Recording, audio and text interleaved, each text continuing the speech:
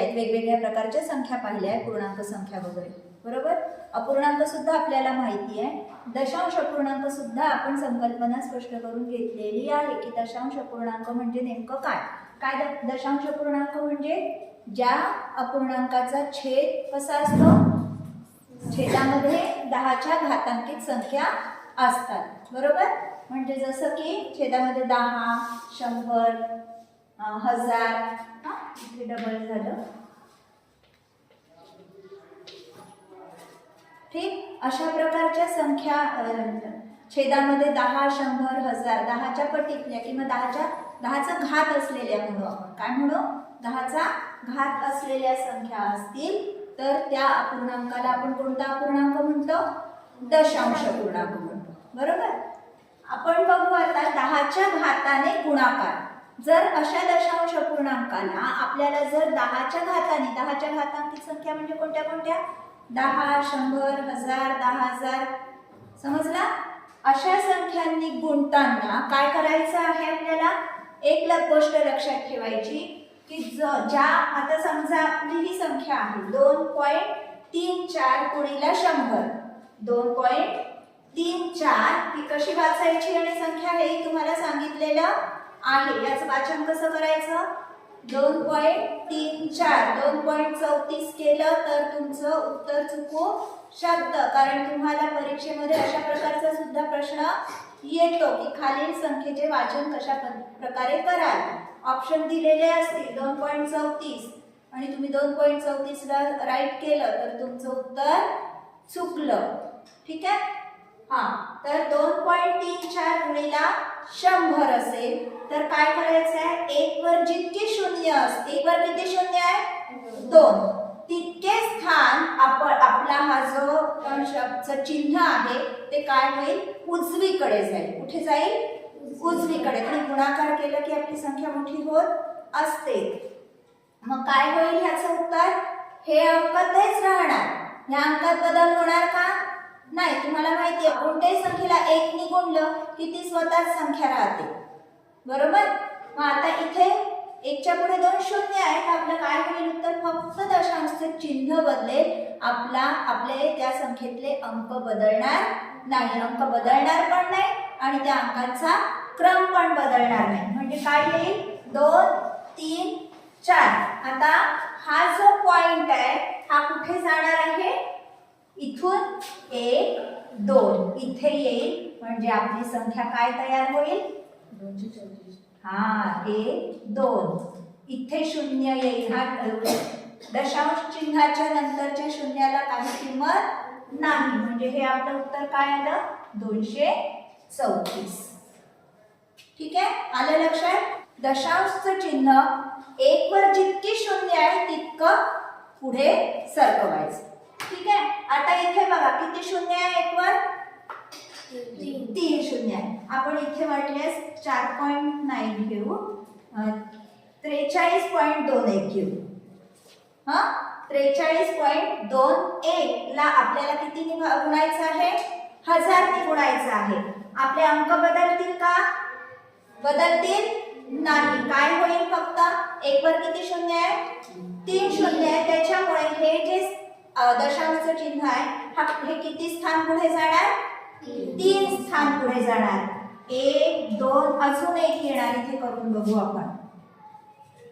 बघा 43.01 गुणिले 1000 करायचं आहे आपल्याला. तर काय करू आपण, 1, 2 आणि 3 इथे येईल आपलं शून्य, म्हणजे इथे काय द्यावं लागेल आपल्याला, 1 शून्य वाढवावा लागेल. काय उत्तर होईल मग आपलं, काय होईल उत्तर, 43,210. 10च्या घात असलेल्या संख्येने जर दशांश अपूर्णांकाला गुणायचं असेल तर असलेल्या संख्या त्याच क्रमाने राहतील, फक्त आपला काय बदलेल, दशांश अपूर्णांकाचं जे चिन्ह असतं, दशांश चिन्हाची जागा, डेसिमल पॉइंटची जागा फक्त जितके शून्य असतील तितके स्थान पुढे सरकणार, ठीक आहे. आता भागाकाराचा, त्याच्या उलट तुम्हाला माहिती आहे गुणाकाराची उलटी क्रिया भागाकार. भागाकार मध्ये सेम पण म्हणजे काय, जर आपल्याला दशांश पूर्णांक 10च्या घाताने जर भागायचं असेल दशांश पूर्णांकी संख्येला तर काय होईल? आपलं उत्तर तेच म्हणजे अंक तेच राहतील, संख्येतले अंक त्याचप्रमाणे तसेच राहतील. पण काय होईल? दशांश चिन्ह काय होईल सांगा बरं? गुणाकारामध्ये आपण उजवीकडे जात होतो, भागाकारामध्ये काय करावं लागेल आपल्याला? डेसिमल पॉइंट कुठे जाईल? डावीकडे जाईल. बघा कसा? आता समजा 678.3 भागिले 10 आहे. ठीक आहे, काय होईल आपलं? 678.3 भागिले 10.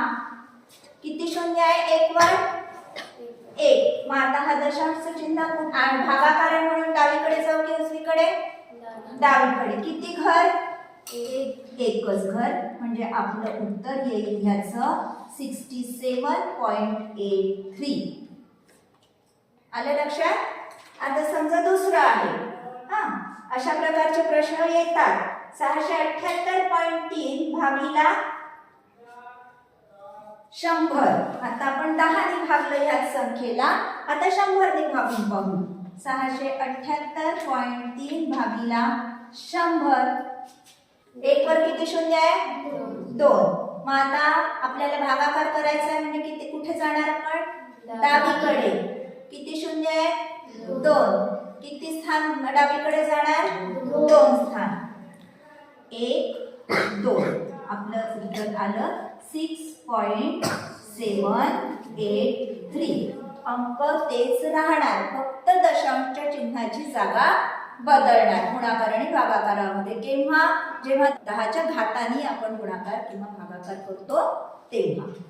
ठीक आहे, आता बघू आपण की दशांश अपूर्णांकी संख्यांचा गुणाकार कसा करायचा. दोन्ही संख्या जर दशांश अपूर्णांकी आहेत तर गुणाकार कसा करायचा? काय करायचं गुणाकारामध्ये? सरळ सरळ गुणाकार करायचा. गुणाकार करताना चिन्हांचा विचार करायचा नाही, दशांशच्या चिन्हाचा विचार करायचा नाही. आधी काय करायचं? चिन्ह काढून आधी आपण सरळ सरळ गुणाकार करायचा. करा गुणाकार. 12 पंचे 60, 12 एक 12 6 18. आता काय करायचं? गुणाकार केला. आता पुढची स्टेप, दशांश चिन्हानंतर किती स्थान आहे मोजायचं दोन्ही संख्यांमध्ये. इथे किती स्थान आहे दशांश चिन्हानंतर? 1 2. इथे 1 म्हणजे मिळून किती झाली? 3. ही 2 स्थान, हे 1 स्थान. ठीक आहे, किती स्थान झाले दशांश चिन्हाच्या नंतर? 3 स्थान. मग आपल्याला काय करायचं आहे? 3 स्थान उजवीकडनं सोडत यायचे आणि पॉइंट द्यायचा. 1 2 3. इथे येईल आपला पॉइंट, इथे येईल 0. ठीक आहे, काय लक्षात? आता समजा हे इथे कुठे आलं होतं? आपला किती आलं होतं? 180. समजा आता इथे 1.5 गुणिला 1.2 आहे. आता सांगा बरं काय होईल? 1.5 अंक तेच राहतील, त्याचप्रमाणे राहतील, बरोबर. आता सांगा चिन्ह कुठे येईल दोन्हीमध्ये? इथे किती स्थानानंतर दशांश चिन्ह आहे? 1. उजवीकडनं किती स्थान सोडून? 1. इकडेही उजवीकडून किती स्थान सोडून? 1. मिळून किती झाले? 2. 1 2 सोडलं तर इथे द्यायचं आहे चिन्ह, म्हणजे आपलं उत्तर आलं 1.8. आता हे आपण लक्षात घेऊ की दशांश चिन्हाच्या उजव्या बाजूला शेवटच्या संख्येच्या नंतर तुम्ही कितीही शून्य लावले तरी त्याची किंमत बदलत नाही. म्हणजे बघा 1.80 म्हणजेच 1.8. बघा, ठीक. आता हे बघा 4.2 into 0.3. आधी सरळ सरळ काय करायचा? गुणाकार. 3 दुने 6, 3 चौक 12. आपण आधी चिन्हाचा विचार न करता काय केला? गुणाकार केला. ठीक आहे, आता दोन्ही संख्यांमध्ये किती स्थान सोडून आहे? 1 स्थान, हो ना. म्हणजे मिळून किती स्थान सोडायचे आहेत आपल्याला? 2. हे 1 स्थान, हे 1 स्थान. ठीक आहे, आणि मग आता चिन्ह कुठे देऊ? चिन्ह सांगा, कशाच्या नंतर देऊ? 2च्या म्हणजे उजवीकडून 2च्या नंतर ना, डावीकडून 1च्या नंतर. बरोबर. हे आलं आपलं उत्तर. आहे का काही कठीण? नाही ना. सरळ सरळ नेहमी सारखाच गुणाकार करायचा आणि त्याच्यानंतर दशांश चिन्हाच्या नंतरचे स्थान मोजून तितके स्थान सोडून आपल्या उत्तरामध्ये गुणाकारामध्ये आपल्याला दशांशचं चिन्ह द्यायचं आहे. ठीक. आता बघू आपण दशांश पूर्णांकी संख्यांचा भागाकार कसा करायचा. आता काय पाहिलं आपण? दशांश पूर्णांकी संख्यांचा गुणाकार. भागाकार कसा करायचा? तर आधी तुम्हाला काय करावं लागतं? भागाकार करताना भाजक आहे, ह्या भाजकाला आधी पूर्णांकी संख्या करावं लागेल आपल्याला. 0.7 ला पूर्णांक संख्या करायचं असेल तर आपल्याला ह्याला किती गुणावं लागेल? ह्याच्या नंतर किती स्थान आहे बघायचं. पॉइंट नंतर किती स्थान आहे? 1. हा, मग आपल्याला ह्याला कितीने गुणायचं आपण? 10ने गुणलं तर ती पूर्णांकी संख्या होईल. 0.7 गुणिला 10 हे चिन्ह आपण इकडे केलं म्हणजे याचं उत्तर काय आलं? खाली 7 आलं. छेदाला गुणलं म्हणजेच आपल्याला अंशाला सुद्धा गुणावं लागेल. कितीने? 10ने. आता ह्याचंही तसंच होईल, फक्त हा पॉइंट उडून जाईल. समजलं? उडून जाईल म्हणजे इकडून इकडे येईल आणि नंतरच्या पॉइंटला काही अर्थ नाही. आणि छेदाला 10ने गुणलं तर काय आलं आपलं? 42 भागिला 7. आणि याचा भागाकार तुम्हाला माहिती आहे, 42 भागिला 7 किती होतात? 7 सखा 42. समजला? भागाकारामध्ये काय करायचं? आधी जो छेद असतो त्याला पूर्णांकी संख्या करायचं. समजला? पूर्णांकी संख्या करायला काय करायचं? दशांश चिन्हाच्या नंतर जितके स्थान असतील, म्हणजे आता इथे 0.7 आहे, इथे समजा असतं 0.12. आता ह्याला जर आपल्याला पूर्णांकी संख्या करायचं आहे तर ह्याला कितीने गुणावं लागेल रे? 100ने. कारण दशांश चिन्हाच्या पुढे नंतर किती स्थान आहे? 2 स्थान आहे. जितके स्थान असतील तितक्या घाताने, 10च्या तितक्या घाताने आपल्याला गुणायचं आहे. इथे एकच होतं स्थान दशांश चिन्हाच्या नंतर म्हणून आपण कितीने गुणलं? 10ने. इथे दशांश चिन्हाच्या नंतर किती स्थान आहे? 2 आहेत म्हणून इथे 100ने. 3 स्थान असतील तर 1000ने. समजला? अशा प्रकारे आधी आपल्याला काय करायचं? छेदाला पूर्णांकी संख्या करायचं आणि नंतर छेदाला केलं म्हणजे छेदाला जितक्याच याने गुणू आपण तितक्याच त्याच संख्येने आपल्याला अंशाला सुद्धा गुणावं लागतं, हे आपल्याला माहिती आहे. ठीक आहे? आलं लक्षात? दशांश पूर्णांकी संख्यांचा गुणाकार आणि भागाकार. आता बघू संख्यांची बेरीज वजाबाकी. इथे मोठी गल्लत होते आपली पुष्कळदा. कशामध्ये गल्लत होते? मांडणी करण्यामध्ये. हो ना? फक्त एवढंच लक्षात ठेवायचं, पॉइंटच्या खाली पॉइंट आला पाहिजे. मग बरोबर इकडच्या संख्या इकडच्या संख्या. बघा 2.7. इथे हा पॉइंट इथे. आता इकडची संख्या इकडे, इकडची संख्या इकडे, इथे. मग समजला? अशा प्रकारे आपल्याला मांडणी करायची असते. बेरीज किंवा वजाबाकी म्हणजे काय करायचं आहे ते आपल्याला करता येतं. समजला? तुम्ही नेहमी बेरीज वजाबाकी करताना, साध्या संख्यांची पण बेरीज वजाबाकी करताना आपण स्थानाच्या खाली स्थान ठेवत असतो. एककच्या खाली एकक, दशकच्या खाली दशक. बरोबर? या ठिकाणी आपण ह्याचं विस्तारित रूप पाहिलं होतं. स्थानिक किमती पाहिल्या होत्या. आठवत आहे? जसं की दशांश, शतांश, सहस्रांश याप्रमाणे होतं. बरोबर आहे? इकडच्या संख्या एकक, दशक, शतक इकडे वाढतात, इकडच्या दशांश, शतांश, सहस्रांश या पद्धतीने त्यांची स्थानं तयार होत असतात. आणि आपला मग काय करायचं आहे? जर ज्या ह्याने आहेत त्या प्रकारे बेरीज किंवा वजाबाकी करायची. फक्त मांडणी करताना लक्ष द्यायचं की पॉइंटच्या खाली पॉइंट आला पाहिजे. ठीक? आताच तुम्हाला सांगितलं की दशांश चिन्हाच्या उजव्या बाजूच्या बघा उजव्या बाजूच्या म्हणजे दशांश चिन्हाच्या उजव्या बाजूच्या शेवटच्या अंकापुढे आपण कितीही शून्य लावू पण शकतो, काढू पण शकतो. समजला? किंमत बदलत नाही. पण याच्या पुढे जर 2 असेल तर आपल्याला हा शून्य काढता येत नाही. शेवटच्या अंकापुढे म्हणजे शेवटच्या अंकापुढे आपण कितीही शून्य लावले तरी किंमत बदलत नाही, ही गोष्ट लक्षात ठेवायची. ठीक आहे. त्याच्यामुळे आता इथे बघा आपल्या इथे 2.7 आहे. आपण याला इथे जर आता बेरीज वजाबाकी जे करायचं असेल इथे आपण किती धरणार? शून्य धरणार. समजला?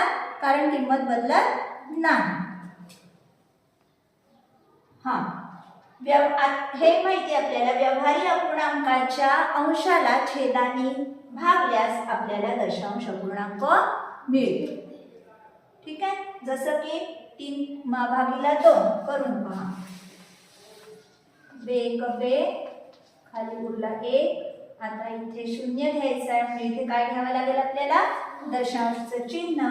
2 पंचे 10 म्हणजे आपल्याला मिळाला कोणता दशांश पूर्णांक? 1.2. 3.2 हा आपला व्यवहारी अपूर्णांक आहे, प्रॉपर फ्रॅक्शन आहे. हो ना? जर आपण छेदाने भागलं तर आपल्याला काय मिळालं? 1.